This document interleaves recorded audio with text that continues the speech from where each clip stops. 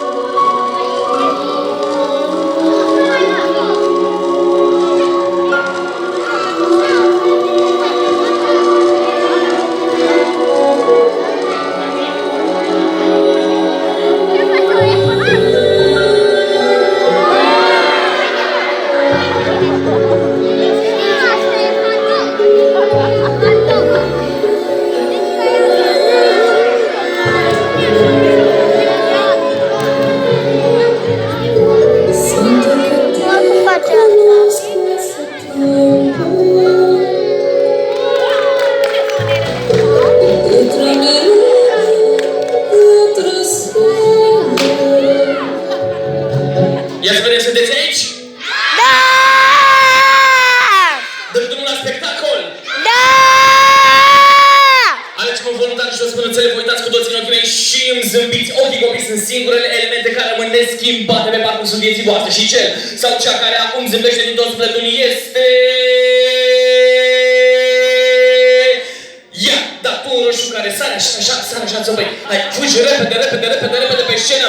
O aplaudăm tare pe colega voastră fantastică care face parte din această familie frumoasă care suntem cu toții aici, în Lugoș. Hai, domnișoară, că se închid școlile până așa. Și abia l-au deschis. Ok, să stai aici în dreapta scenei. Excelent, ai înțeleg goale, perfect. Cum te cheamă, domnișoară? Maia, un pas în față aici. Exact, bravo. Maia, mânuța ta dreaptă întinsă în față. Maia, mânuța ta dreaptă întinsă, uite așa în față. Bravo, Maia, excelent. Aici o să prinzi această biluță albastră întinsă să vadă și ultimul din sală. Bravo, fix așa, rămâne așa, mâna ta stângă, la fel, întinsă în față, mânuța ta stângă, întinsă în față, pămânețul tău stâng, bravo, ești foarte inteligentă și un pic depărtate. Nu te mai miști. Maia, vreau să facem biluța din mâna ta dreaptă să dispară și să apară fix în pumnul tău stâng. Acest lucru funcționează dacă numărăm cu toții până la 3 și... 1, 2, 3! Este partea simplă. Partea complicată, nu ne mișca Maia. Partea complicată acum este să facem mâna ta stângă, să dispară și să apară.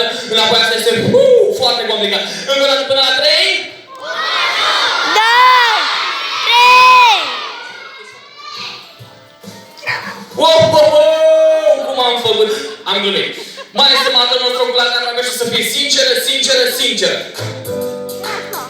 Maia, sincer te întreb eu pe tine, ai simțit când biluța a apărut în mânuța ta stângă, da sau nu? Nu.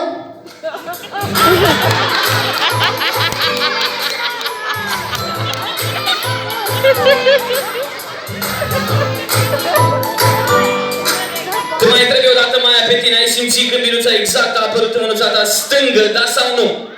Nu.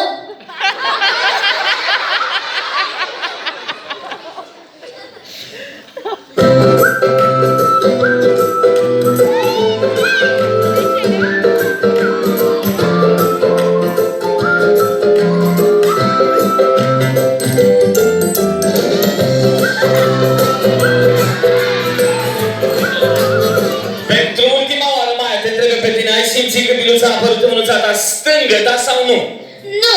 O fi tipic copii, n-am văzut așa ceva.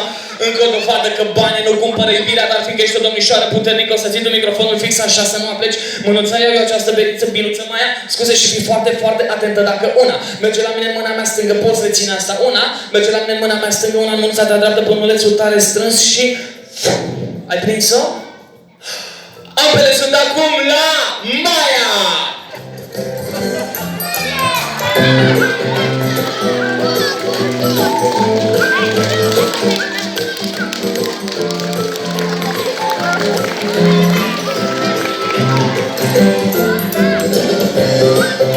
Da, pe la jos poți să le, sigur, eu am greșit, da.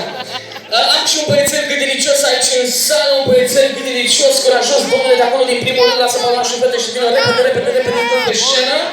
Îl aplaudăm tare, tare ca și când ați fi voi în locul lui.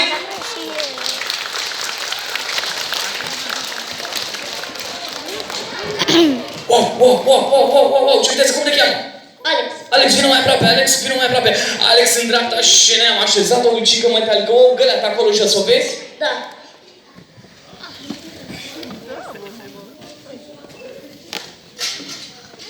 Alex, ți-am zis eu să o iei, du-te și tu la loc?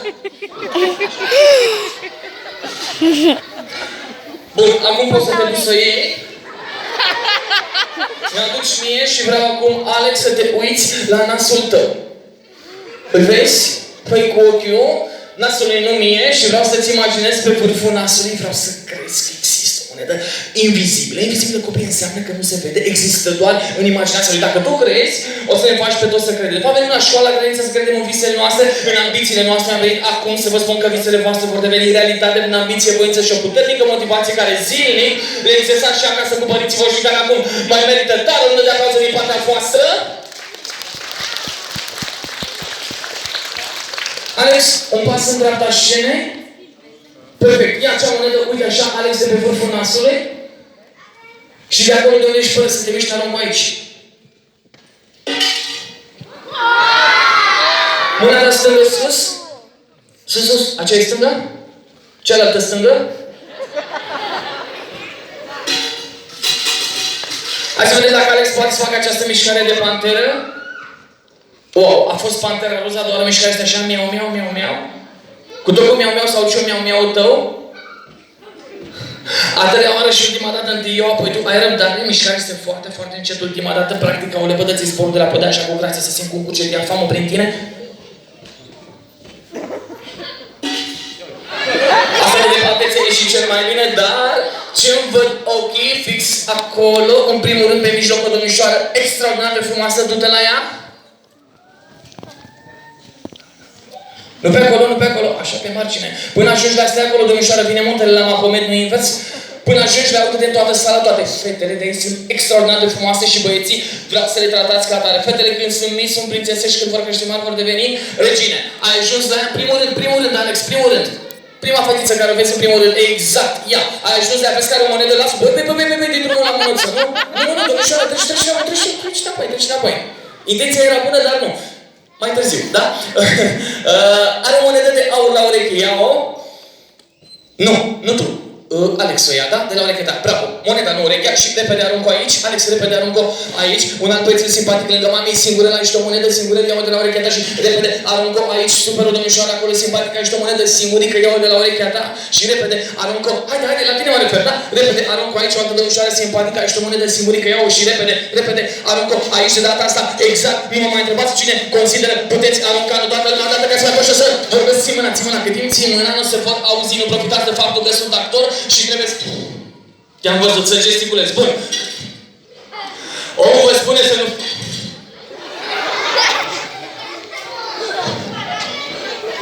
Da, bun. Gata, domnilor. Gata, serios că mă mănâncă fără. Bun. Băi, n-am venit să mă așa, să-ți vă zic o secret.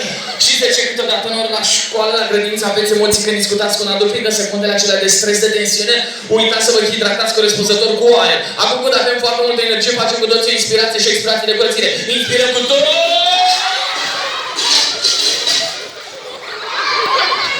Ne simțim bine? Am mișcat la pauză pentru Alex!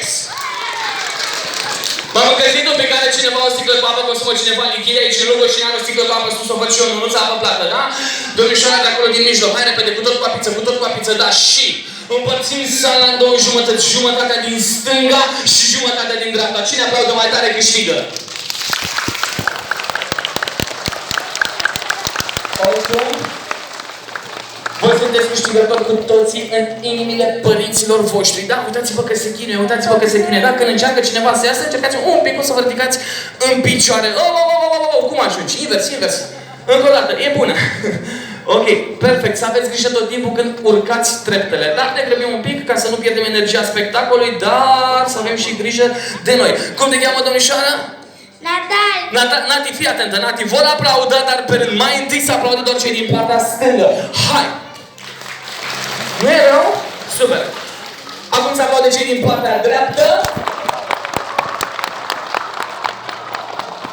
Nati, cine a câștigat? Cei din stânga sau cei din dreapta? Cei din dreapta. Cei din dreapta, felicitări! Ce-au câștigat cei din dreapta, o să-i facem flașcă cu apă! Bagă telefonul undeva! La noi! Lasă, mami, că nu ne udă!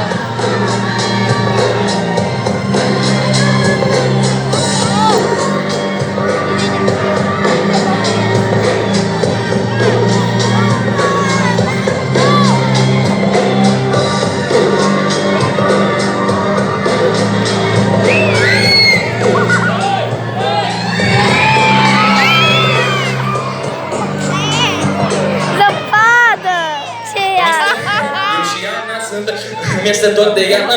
Apă, a fost reclama scosă. Apă, apropo de apă, tu ai nevoie de un bai ca să bei acea apă. Ce e asta? Mama, nu, că-mi place. Zăpadă, da.